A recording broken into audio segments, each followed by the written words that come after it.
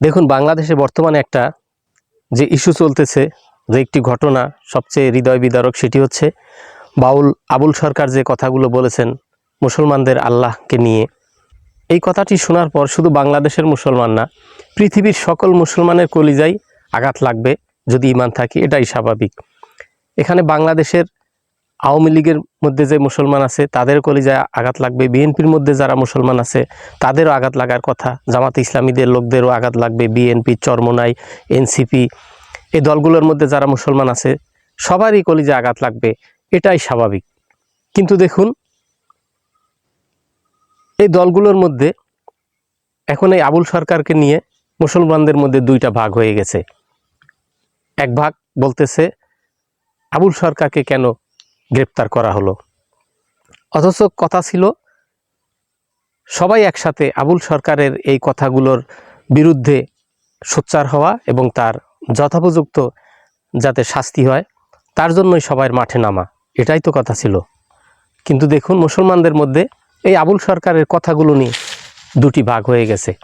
অথচ দেখুন, এই আবুল সরকার আল্লাহকে নিয়ে কত মারাত্মক মারাত্মক কথা বলেছেন। এই হলো বাংলাদেশের মুসলমানদের অবস্থা। আসলে আমরা কি করি, আমরা সব কিছুতেই রাজনীতি গন্ধ খুঁজে বেড়াই।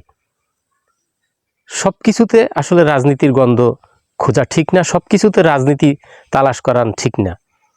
যারা সব কিছুতে রাজনীতি খুঁজতে চায় তারা কিন্তু অল্পতেই গাট্টি গোল করে পালিয়ে যাওয়া লাগে।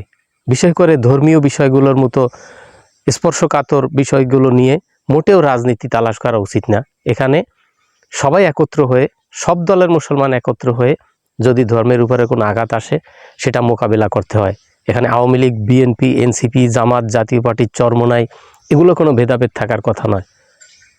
কিন্তু এখন রাজনীতির কারণে, কিছু ভোটের কারণে আমরা কিন্তু উল্টাপাল্টা কথা বলছি। এত বড় একটা নাস্তিক্য মার্কা কথা, সেটা কিন্তু আমাদের কাছে কোনো বিষয় না।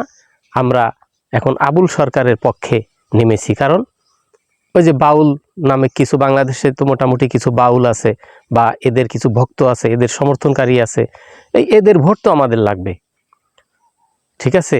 তো একটা সত্য কথা বললাম, এটা কেউ রাজনীতি হিসাবে নিয়েন না, এটা আমি মুসলমান হিসাবে বলেছি। ফেসবুকেও রাজনৈতিক বিষয়ে আলাপবাদ, এটা তারা অ্যালাউ করে না, কিন্তু এটা কোনো রাজনীতির কথা না।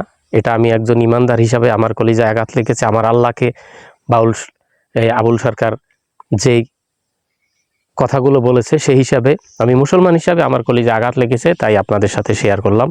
আল্লাহ হাফেজ।